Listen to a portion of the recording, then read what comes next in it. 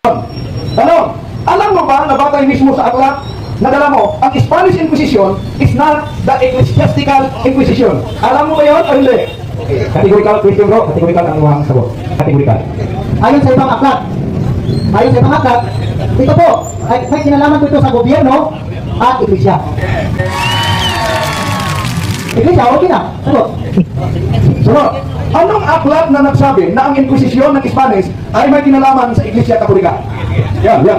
Saka mo bro? O, ulitin ang tanong. Ulitin mo bro. Okay. Okay, ito po. Ginawa ko ito sa Wikipedia. The Inquisition, ito yung Spanish Inquisition. Ito, Spain. That the Inquisitors should never proceed against the Indians and the old Christians. So, kalaban na Indians at mga old Christians.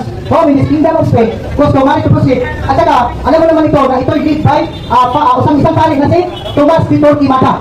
Si Tomas Vitor Quimada, isang pare. So, may kinalaman. Pare ang nanguloy. The Grand Inquisitor of Spanish Inquisition is Tomas Vitor Quimada.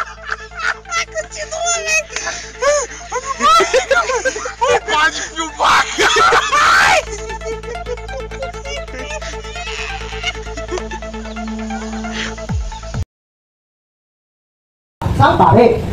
Objection mo ito. Ang tanong ko ay napakalinaw.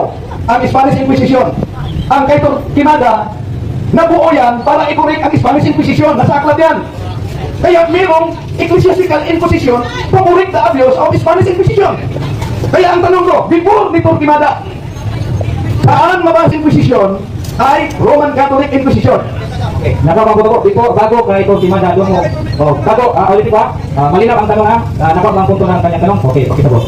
Okay, Spanish Inquisition 1478 to 1834, primary, a toll of religious persecution. Religious persecution po. So, ang kalaban, confiscation of property, kawato na kung hindi daw, pagkuhaon ang mga yuta, bumapilti mo sa kaso sa Inquisition.